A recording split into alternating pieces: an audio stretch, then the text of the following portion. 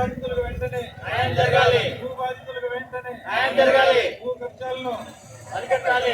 భూ కబ్జాలను అరికట్టాలి. భూ కబ్జాలను పట్టుకోవాలి. భూ బకాసులను పట్టుకోవాలి.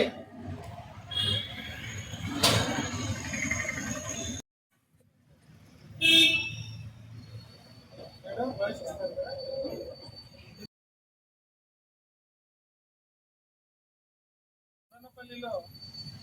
మదనపల్లి ఫైల్స్ చరిత్ర సృష్టించి 16 రోజులు దాటినా ఇంతవరకు అసలు దోషులు పట్టుకోకుండా ప్రభుత్వం కాలయాపన చేస్తూ ఉంది.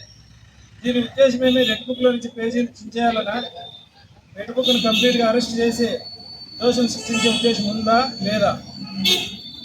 దాదాపు 15 రోజులు దాటినా ఇంతవరకు 22A సంబంధించిన ఫైల్స్ ఉన్న గదిని నిర్దాక్షిణ్యంగా తగలబెట్టేసి నిందితులను పట్టుకోకపోగా ఇక్కడికి వస్తున్నటువంటి వందలాది మంది బాధితులను అర్జీలు తీసుకొని వస్తా అంటే సిసోడియా సార్ కానీ డీజీపీ గారు కానీ చాలామంది అధికారులు తీసుకున్నారే తప్ప ఇంతవరకు వాళ్లకు సరైన జవాబు ఇవ్వలేదు, వాళ్ళకు భరోసా ఇవ్వలేదు.